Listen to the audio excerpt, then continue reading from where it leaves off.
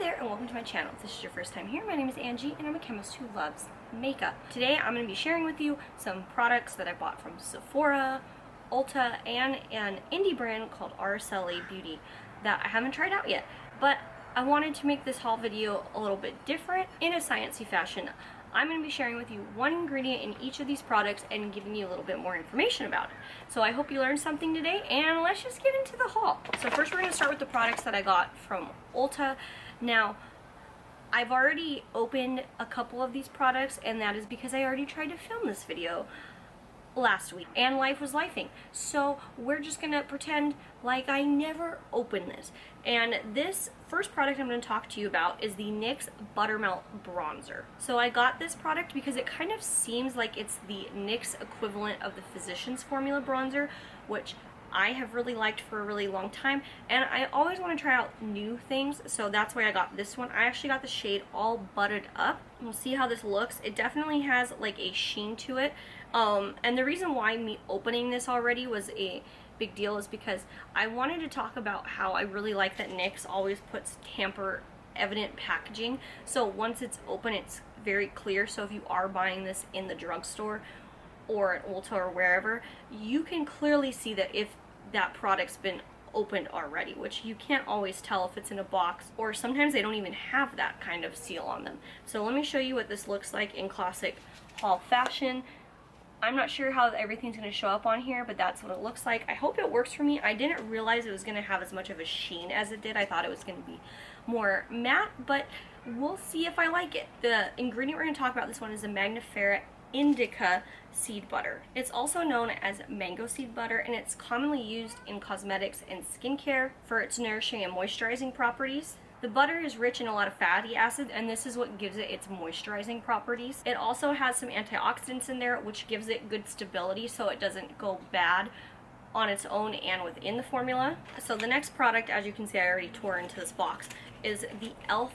Power Grip Primer. I bought this because I heard this was a really popular product and I really wanted to try it out. I haven't gotten a new primer in a while, and this one seemed like it would be a good option, and it's definitely on the affordable side. The ingredient that we're going to talk about in this product is glycerin, because this is what gives it its tacky feeling to the skin. Glycerin can act as a solvent to dissolve ingredients that maybe water wouldn't be able to dissolve, but in this product it's also beneficial for its humectant properties. Being a humectant means it's able to draw water to itself, and that is what then hydrates the skin and gives it a good base for you to put makeup on.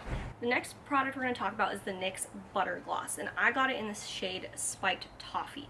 So the reason why I bought this product was because I needed to hit free shipping, because I know I've liked this product in the past. I wanted to give it a try again to see if it's still the same as I remember. Should do a swatchy, and that's what that looks like. The ingredient we're going to talk about in this product is rosin colophonium colophane. That's like one ingredient with slashes, so I guess it could go by any of those names. And rosin is a residue after distilling off volatile oil, which comes from a specific species of pine tree. So I thought that was interesting that it is derived from a pine tree, because I wouldn't have thought of that. In this product, the rosin acts as a binding agent, and it also controls the viscosity. Viscosity is just the fluidity of the product, how thick it is. So this is what's going to help give that product less of like a watery-like consistency. The last product we're going to talk about is from Maybelline, and I got the Super Stay 24-Hour Skin Tint and vitamin C. So my Pore Milani Screen Queen foundation got discontinued,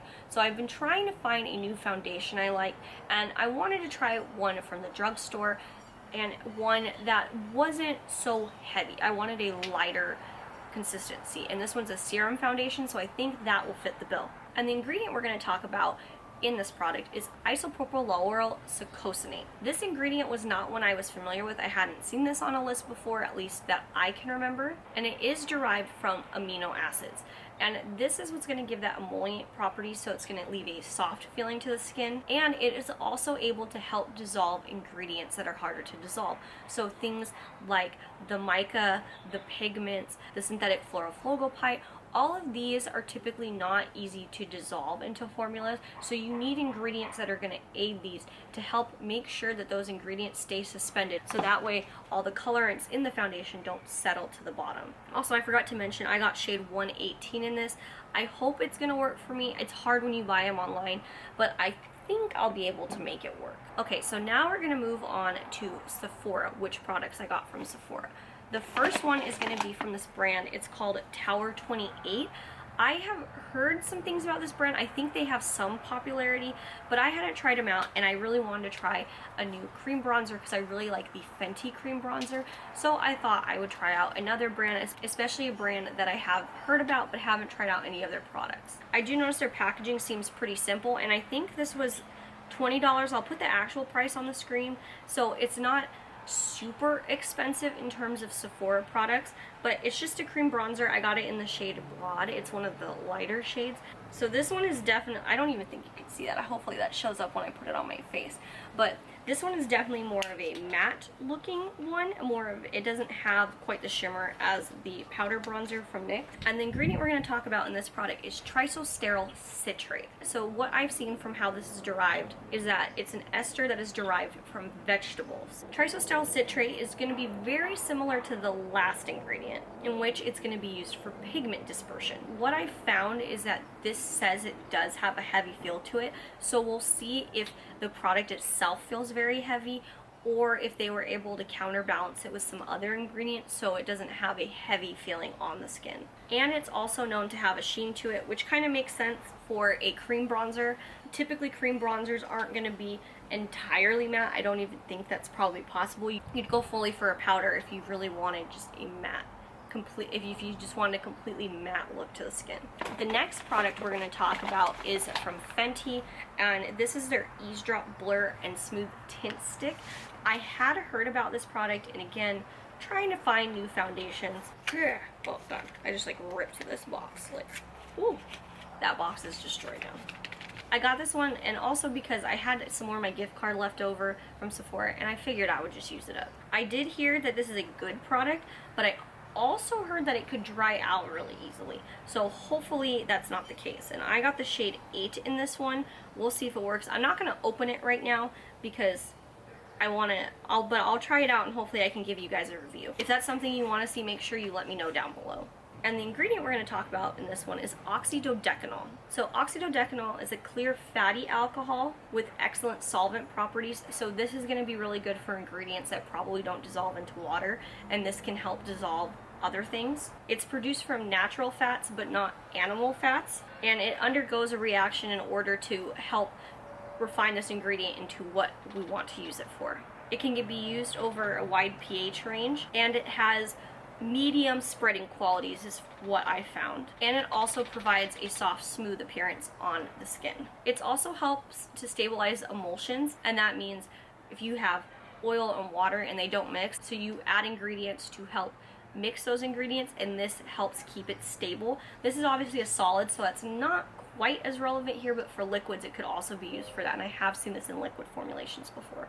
So next we're going to talk about Araceli Beauty. So Araceli Beauty is an indie brand, and it's September, so it's actually National Hispanic Heritage Month, so this is actually very fitting that we are talking about this brand. So the founder of this brand, Araceli Ledesma, was born in Jalisco, Mexico, and she immigrated to the US when she was 5. She saw that her culture as a Latina was underrepresented in makeup, and so she decided to create the brand named after her, Araceli Beauty. And on the website it does say that the products are produced in Los Angeles, where she does live, and when she launched this brand in 2018, she did state that was important to her because those two places accompany her identity and culture. And they also try to use regionally sourced ingredients from Mexico. So the first product we're going to talk about is their lip liner formulated con agave, and I got this in the shade Diablito, which is a red because I have red lipstick that I like to wear, but I don't have a lip liner that goes with it. So I thought I would get this one so I would have one. Because it is called out in the name, the ingredient we're going to talk about is maltose agave talicana leaf extract, and this is a film former, and it's also said to act as a skin lifting and wrinkle filling agent, and it's derived of the nectar of blue agave just like tequila. And it's also described as a natural alternative to silicone elastomer. And the plant agave telecana actually is derived from Jalisco, Mexico, which is where she was born. This crop is actually pretty sustainable in my opinion because it's able to grow in dry and unfertile soil, and it doesn't require irrigation or fertilizing, so it's a pretty easy plant to grow, especially in that region. And the plant itself takes solar energy, so photosynthesis, and converts it into polysaccharides, one of which is inulin, which is a main component of this ingredient. And this is also said to provide a mattifying effect, which can be useful in products that are targeted for oily skin. So next we're going to be talking about the Azteca eyeshadow duo. I got the duo that has copper and chocolate as the shades. So those are, I think these are really pretty. This is a pretty solid 2 eyeshadow combination. So let's swatch. So we have a shimmer and a matte.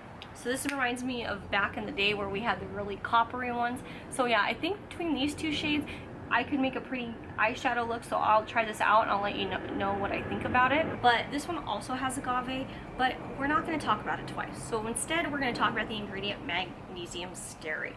This ingredient is supposed to be a dry lubricant, essentially. It's actually used in a lot of like capsules and tablets for medicine or supplements. It's used for its anti-caking properties, which means that there's not going to be lumps for, so you're going to have a really smooth product. Slip, which is the spreadability of the product, the ability to spread across the skin, and give a soft feeling to the skin, which these shadows did feel very soft right now when I swatched them. Next, we're going to talk about the Ojos Perfectos liquid liner.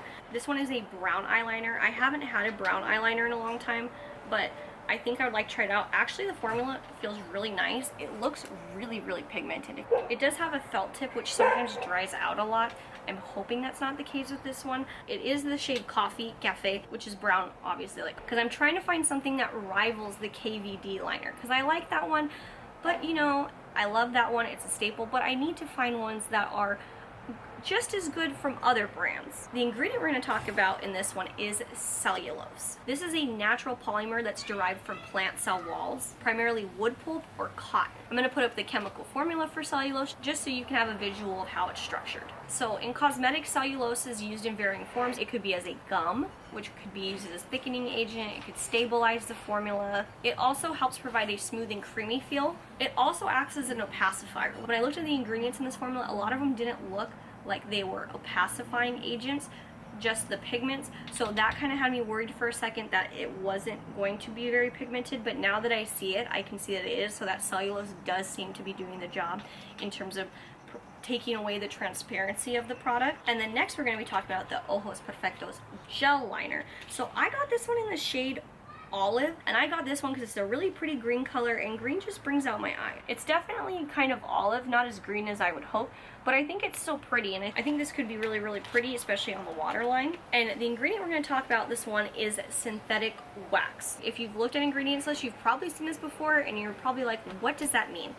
So synthetic wax is a purified solid paraffin. So it is a petroleum derived ingredient, comes from oil, and this is beneficial in the formula because this wax has film forming properties, and it's also hydrophobic. Hydrophobic means that it's water repellent, which is something you definitely want around the eyes. You don't want your natural tears produced during the day to, you know, cause problems. Or if you watch a really sad movie, you also don't want your eyeliner to run either. It's also supposed to help give a glossy appearance to products, which is beneficial in this one. It does have a sheen. You probably wouldn't want this in a matte color, but in this particular one, a shinier look is perfectly acceptable. And the reason why ingredients like this are beneficial is because they're not known to cause skin irritation, especially around the eye. It's very sensitive. That's one of the reasons why ingredients like this are good, is because they are known to be safe and not cause irritation to users. So I hope that you enjoyed this haul. If there's any of these products that you specifically want to see a review on, please leave it down below so I can make sure to give a full review of that product. If you like this style of review where I teach you about the ingredients in these products, let me know, because it gives me an excuse to go makeup shopping. And with that, make sure you click the subscribe button before you go, so that way you don't miss when I upload a new video. And with that, I will see you in the next video.